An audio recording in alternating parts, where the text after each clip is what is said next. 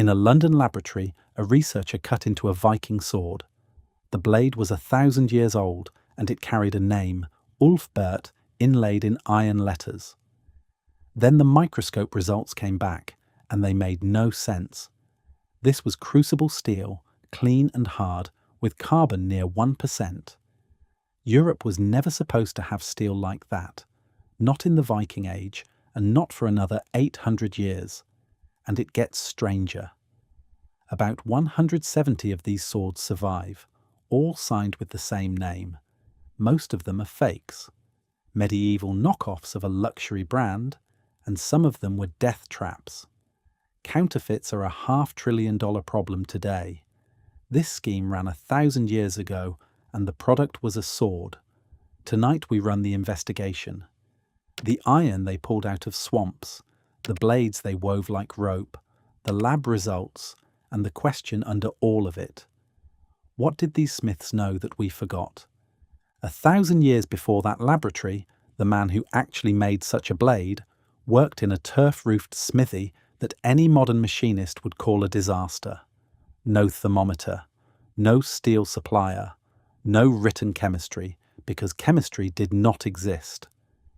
By every material measure, a Viking smith had almost nothing, and out of that almost nothing came weapons that metallurgists still section, photograph, and argue about. His own world had no doubt about what he was. Norse legend gave smiths a place it gave no other craftsman. The mythical smith Volund, whom the English remembered as Wayland, forges treasures no king can match, and the story was told across the whole northern world.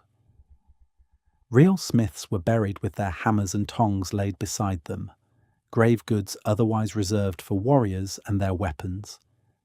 A man who could pull hard metal out of coloured dirt and make it hold an edge sat somewhere between craftsman and sorcerer, and the border was never quite agreed. That reputation is our first clue. Societies do not mythologize the routine. Whatever was happening in those smithies looked from the outside like something close to magic. The investigation starts where the smith started, with the strangest iron source in Europe. Scandinavia is not mining country in this period. The deep ore veins that would later make Sweden famous were largely beyond reach. So the smiths went to the swamps. In the beds of bogs, lakes and slow streams, iron dissolved from the surrounding rock collects year after year, and bacteria that feed on it concentrate the metal into rusty lumps and crusts. This is bog iron, and the people of the north harvested it like a crop. They probed the bog with iron-tipped poles, listened for the crunch of a nodule, cut it out of the peat, and carried it home in baskets. No shafts, no tunnels, no mine at all. And the crop grew back. Leave a good iron bog alone for a generation, and new metal accumulates in the same beds, which means a settlement could work the same wet ground for centuries. Ore from water, renewed within a lifetime. That part alone we would struggle to believe if the slag heaps were not still there. It even travelled with them. When Norse settlers reached Iceland, a volcanic island with no ore mines at all, they found its bogs already growing iron and set up smelting within the first generations of settlement. The slag from those early Icelandic smelts still sits where they dumped it, and it tells us something important about scale. This was not a rare precious trickle. Ordinary farms made iron, but ordinary is not the same as cheap. Turning bog ore into a finished blade swallowed labour at every stage, days of digging and roasting, mountains of charcoal burned for every usable pound of metal, and hour upon hour at the bellows. A full sword sat at the top of that pyramid of work, and it was priced accordingly. Owning one said what owning very little else could say. But a basket of rusty lumps is not a sword, and the next step is where the real constraint bites. To melt iron outright, you need heat far beyond anything a Viking furnace could hold, so they never melted it.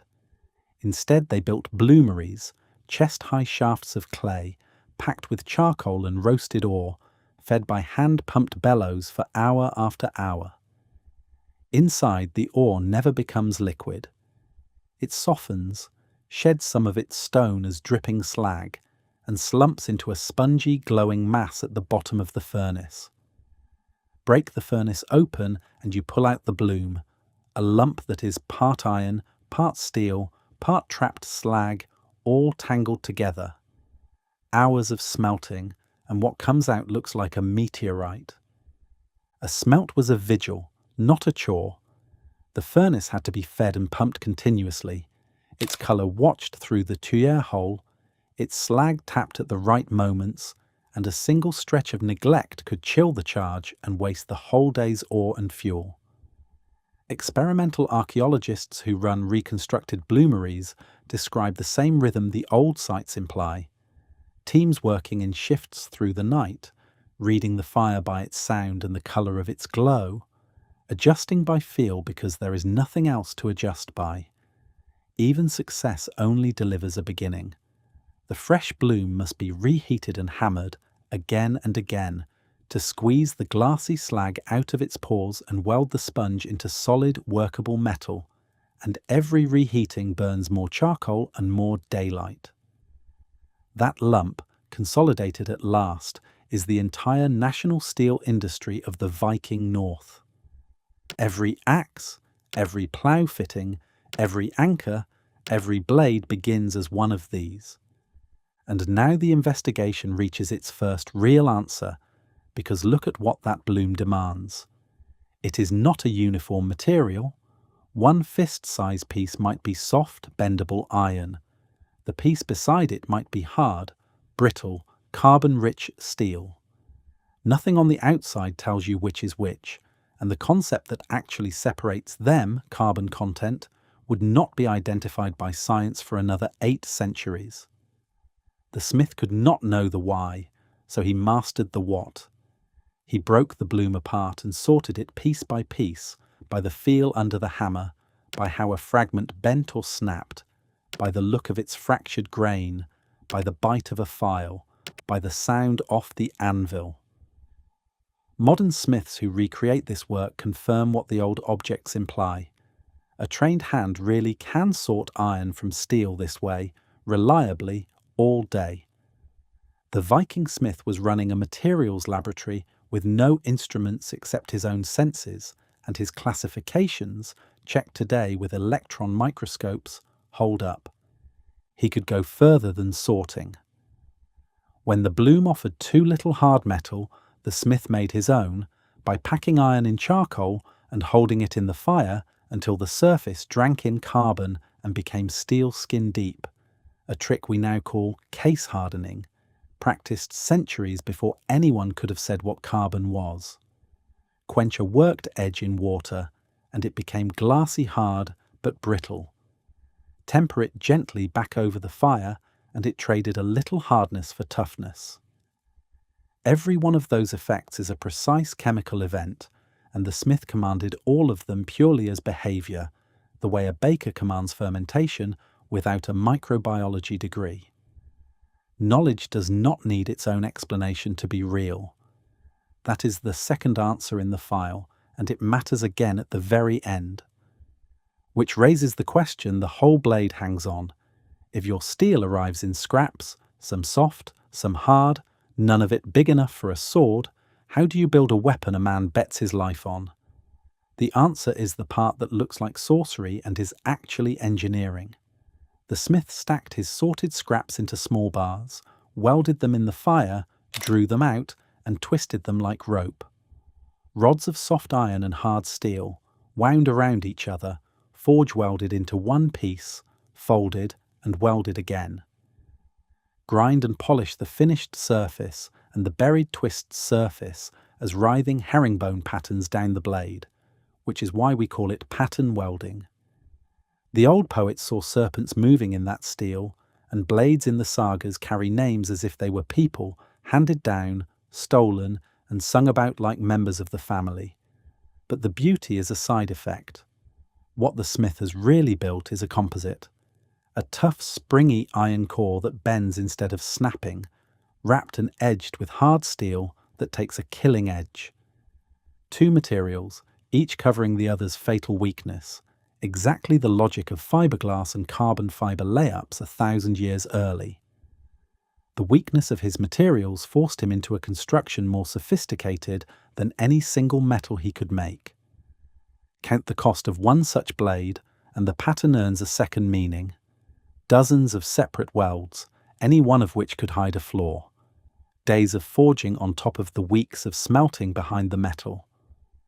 When a buyer looked down a pattern-welded blade, he was not admiring decoration.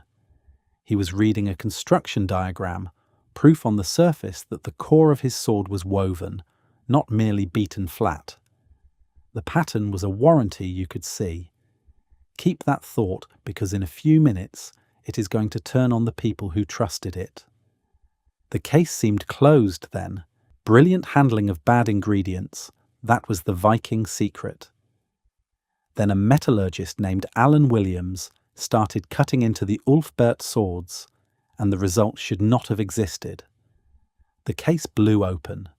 Williams, working with the Wallace Collection in London, ran lab analyses on dozens of blades signed with that name, and it turns out a group of them broke every rule in the file. No pattern welding, no woven rods, no trapped slag to speak of. Just clean, uniform, high-carbon steel straight through, near 1% carbon, the recipe of true crucible steel, made by sealing iron in a clay vessel and holding it at furious heat until it absorbs carbon evenly. Nothing in Viking Europe could do that. Furnaces in Central Asia could, and did, and the fingerprints match. The best evidence says those bars of Eastern crucible steel travelled the river roads, up the Volga, through the same trade arteries that carried tens of thousands of Arab silver coins into Scandinavia. Europe would not produce steel of that class on its own until the crucible works of 18th century England. A Viking sword buried in a northern grave made of a material 800 years ahead of its neighbourhood. The smiths who forged those blades knew exactly what they had. They just never knew where it came from, or why it behaved like a different substance. They could recognise a miracle by hand. None of this has to stay behind museum glass either. The hands-on side of this history is very much alive. If this leaves you wanting to work the past with your own hands instead of just watching it, that is the whole idea behind the Medieval Way store, and it opens with the Medieval Bakery Collection. The Practical Recipes book walks you through real medieval dishes. The Sourdough Manual is for raising and keeping a living leaven the old way, and the Sourcing Guide shows you where true heritage grain still grows. But back at the forge, the story turns darker, because that little inlaid name was about to make everything worse. Here is the twist inside the twist. Ulfberht is not even a Norse name. It is Frankish, from the workshops of the Rhineland, deep in the empire of Charlemagne's heirs, and the finest of these swords were most likely forged there and carried north by trade, by gift, and by plunder. The Frankish kings understood exactly what was leaking across their borders. Royal decrees banned selling weapons to the Northmen outright on pain of death. The bans failed, the way arms embargoes usually fail, and the North filled up with the empire's best blades. An Ulfberht was the finest sword money could buy, and every warrior from Dublin to the Volga knew the name. People thought the name guaranteed the steel. They were wrong. When Williams lined up the analysed blades against their inscriptions, a pattern emerged that any modern brand lawyer would recognise on sight. Blades with the inlay spelled one way sat in the elite group, Crucible steel, superb. Blades with the letters subtly rearranged, a cross moved to the wrong side of the name, the medieval equivalent of a misspelled logo on a fake handbag, were overwhelmingly ordinary bloomery metal dressed up in a famous name. Only a minority of the surviving swords carry the real steel. The rest are imitations, and they came in grades. Some were honest, well-made blades that simply borrowed a better sword's reputation, the way a decent watch might borrow a Swiss name. Others were genuinely treacherous, because a high-carbon blade that was never worked and tempered correctly does not bend under shock. It shatters. And the counterfeiters had one cruel advantage. The real Ulfberts did not look special. Crucible steel needs no woven rods, so the genuine article was often plain, its miracle invisible inside the metal, while a handsome fake could glitter with pattern and polish. The warranty, you could see, had turned into a disguise. Buyers knew enough to be nervous. Sagas and law codes alike show men testing swords, flexing blades, and prizing weapons with a proven past, which is exactly what you do in a market where the label lies. But no test short of battle could open the steel itself. Picture the moment of discovery, a shield wall, a winter raid, the one strike that mattered, and the proud name in the blade splitting in half. Some buyers learned what their sword really was at the worst possible moment a man can learn anything. 1,000 years before designer fakes, the North was already running the full economy of them: premium brand, grey imports, counterfeits, and victims. If you are wondering how a fraud that lethal could go unpunished, so did they. You could not exactly file a complaint from the bottom of a fjord. Close the file then, and weigh what the investigation actually found, because it is not the answer the myth wanted. The Vikings did not have better steel than we do. The cheapest modern hardware store blade is, by every measurable property, superior to anything that ever left a Viking forge, including the genuine Ulfberts. What those smiths had was something harder to put in a spec sheet. They knew their material the way you know a person. Every bar in that smithy had been dug, roasted, smelted, broken, sorted, and welded by hands that remembered it, and every finished blade was an argument built from that memory, weakness braced against strength, layer by layer. Industrial steel made that intimacy unnecessary. Our metal comes uniform, certified, and anonymous, and it is better metal precisely because nobody has to know it personally anymore. The forgotten knowledge was never a recipe. It was the literacy, the ability to read metal with bare hands and build around its flaws, and that skill faded not because it failed, but because we stopped needing it.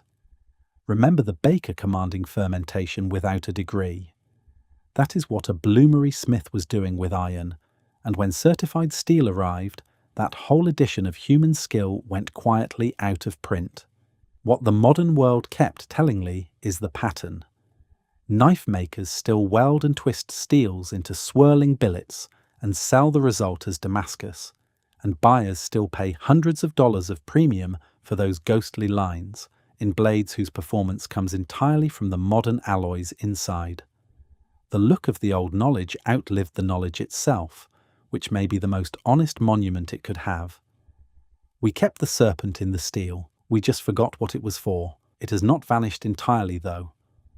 Around the world, smiths and experimental archaeologists now rebuild clay bloomeries from local mud, dig and roast bog ore by hand, and spend their nights at the bellows exactly the old way, and the first thing every one of them reports is humility.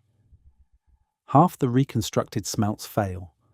The furnace chills, the bloom crumbles, the charge runs to slag, and a team of educated moderns with laser thermometers stands around a dead fire that a 10th century farmer would have kept alive by ear.